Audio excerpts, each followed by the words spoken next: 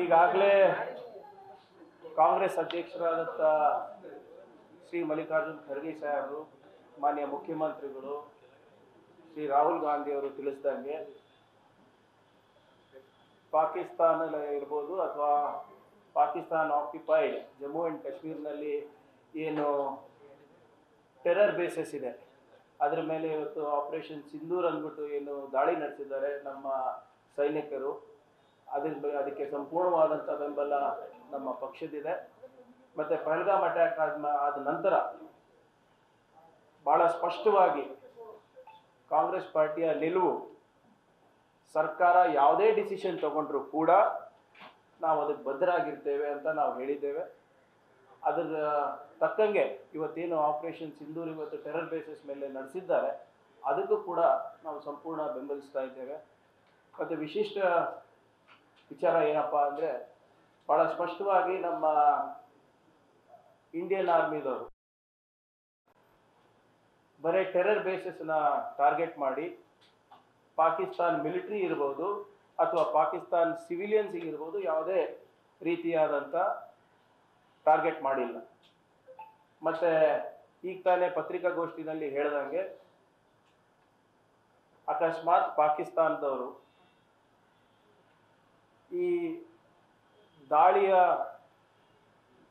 ಉತ್ತರ ಕೊಡಬೇಕಾಗಿದ್ರೆ ಮಿಲಿಟರಿ ಮುಖಾಂತರ, ಪಾಕಿಸ್ತಾನ ಮಿಲಿಟರಿ ನಾವು ಯಾವುದೇ ಇದಕ್ಕೂ ರೆಡಿ ಇದ್ದೀವಿ ಅಂತ ಭಾಳ ಸ್ಪಷ್ಟವಾದಂಥ ಸಂದೇಶ ನಮ್ಮ ಸೈನಿಕರ ವಾಯುಸೇನೆ ಇರ್ಬೋದು, ನಮ್ಮ ನೌಕಾಸೇನೆ ಇರ್ಬೋದು ಮತ್ತು ಆರ್ಮಿ ಇರ್ಬೋದು ಕೊಟ್ಟಿದ್ದಾರೆ ಮಾಧ್ಯಮದ ಮುಖಾಂತರ. ಅದಕ್ಕೂ ಕೂಡ ನಮ್ಮ ಸಂಪೂರ್ಣವಾದಂಥ ಬೆಂಬಲ ಇದೆ. ನಮ್ಮ ರಾಷ್ಟ್ರದ ಒಗ್ಗಟ್ಟು ಬಂದಾಗ ಮತ್ತು ನಮ್ಮ ರಾಷ್ಟ್ರದ ಹಿತಾಸಕ್ತಿ ಬಂದಾಗ ಯಾವುದೇ ರಾಜಕೀಯ ಬೆರೆಸಲಿಕ್ಕೆ ಹೋಗೋದಿಲ್ಲ. ಇದರಲ್ಲಿ ನಾವೆಲ್ಲರೂ ಕೂಡ ಒಗ್ಗಟ್ಟಾಗಿ ಒಮ್ಮನಸ್ಸಿನಿಂದ ನಾವು ನಮ್ಮ ಸೈನಿಕರ ಜೊತೆ ಮತ್ತು ಕೇಂದ್ರ ಸರ್ಕಾರದ ಜೊತೆ ಇದ್ದೀವಿ. ನೋಡಿ, ಅದು ಯಾರೋ ಹಾಕಿ ನೋಡಿ ಹೋಗ್ತೀನಿ, ಅದು ಇಲ್ಲ ನೋಡಿ, ಇದು ಯಾವಾಗ ಆಗಿರೋದು ನನಗೆ ವೈಯಕ್ತಿಕವಾಗಿ ಗೊತ್ತಿಲ್ಲ. ಅದು ನಮ್ಮ ಯಾರಾದರೂ ಒಬ್ಬರು ನಮ್ಮ ಪಕ್ಷದ ಕಚೇರಿಯಿಂದ ಹಾಕಿರ್ಬೋದು, ಅದು ಡಿಲೀಟು ಮಾಡಿದ್ದಾರೆ. ಆಮೇಲೆ ಅದು ಒಂದು ಸಂದೇಶ ಅಷ್ಟೇ, ಏನು ಸರ್ಕಾರದ ವಿರುದ್ಧ ಆಗಲಿ ಅಥವಾ ಸೈನಿಕರ ವಿರುದ್ಧ ಆಗಲಿ ಅಂತ ಇಲ್ಲ. ಮಹಾತ್ಮ ಗಾಂಧಿಯವರು ಏನೋ ಒಂದು ಹೇಳಿಕೆ ಕೊಟ್ಟಿದ್ರು, ಅದದ್ದು ಅಷ್ಟೇ ಇದೆ. ಆಮೇಲೆ ನಾವು ನಮ್ಮ ಇತಿಹಾಸ ತೆಗೆದು ನೋಡಿದ್ರೆ ನಾವು ಯಾವಾಗಲೂ ಕೂಡ ಶಾಂತಿಯುತವಾದಂಥ ಒಂದು ರಾಷ್ಟ್ರ ಇದ್ದೇವೆ. ಆದರೆ ಅಗತ್ಯ ಬಂದಾಗ ನಾವು ಶಸ್ತ್ರಗಳನ್ನು ತೆಗೆದುಕೊಂಡು ನಾವು ಯುದ್ಧಕ್ಕೆ ಕೂಡ ಹೋಗಿದ್ದೇವೆ. ಪಾಕಿಸ್ತಾನ ಜೊತೆ 2 ಸರಿ, ಚೈನಾ ಜೊತೆ ಇರ್ಬೋದು. ಪಾಕಿಸ್ತಾನಿಗೆ ವಿಭಜನೆ ಮಾಡಿದ್ದೆ ನಾವಲ್ಲ. ಲಾಲ್ ಬಹದ್ದೂರ್ ಶಾಸ್ತ್ರಿ ಅವ್ರು ಕೂಗು ಕೊಟ್ಟಿದ್ದೇನು, ಜೈ ಜವಾನ್ ಜೈ ಕಿಸಾನ್. ಅದಾದಮೇಲೆ ವಾಜಪೇಯಿ ಅವ್ರು ಕೊಟ್ಟಿರೋ ಘೋಷಣೆ ಏನು, ಜೈ ಜವಾನ್ ಜೈ ಕಿಸಾನ್ ಜೈ ವಿಜ್ಞಾನ ಅಂದ್ಬಿಟ್ಟು. ಅದಂದರೆ ವಿಜ್ಞಾನ ಅಂದರೆ ಯಾವಾಗ ಕೊಟ್ಟಿದ್ರು, ಅದು ಯಾವಾಗ ನಾವು ನ್ಯೂಕ್ಲಿಯರ್ ಎಕ್ಸ್ಪ್ಲೋಷನ್ ಮಾಡಿದ್ವಿ, ಆಪರೇಷನ್ ಬುದ್ಧ ಮಾಡಿದ್ವಿ. ಸೊ ಹಾಗಾಗಿ ಕಾಲಕ್ಕೆ ಅದೇನಿದೆ ಇದೆ. By nature we are a peaceful country. ನಾವು ನಮ್ದಾಗ ನಾವಿಲ್ಲ, ಕರೆಕ್ಟ್, ನಾನು ಒಪ್ತೀನಿ ಅದಕ್ಕೆ ಟೈಮಿಂಗ್ ತಪ್ಪಿದೆ ಅಂತ. ಅದರಲ್ಲಿ ನಾನು ಯಾವುದೇ ಒಂದು ಮುಚ್ಚುಮರೆ ಇಲ್ಲ ಅಥವಾ ಅದೇ ಇಲ್ಲ. But we stand by our armed forces ಅಂತ ಭಾಳ ಸ್ಪಷ್ಟವಾದಂಥ ಸಂದೇಶ ಕೂಡ ನಾವು ಕಳಿಸಿದ್ದೇವೆ. ಸಂದೇಶ ಕೂಡ ಸ್ವೀಟ್ ಅಂತ ನಾನು ಹೇಳಿಲ್ಲ.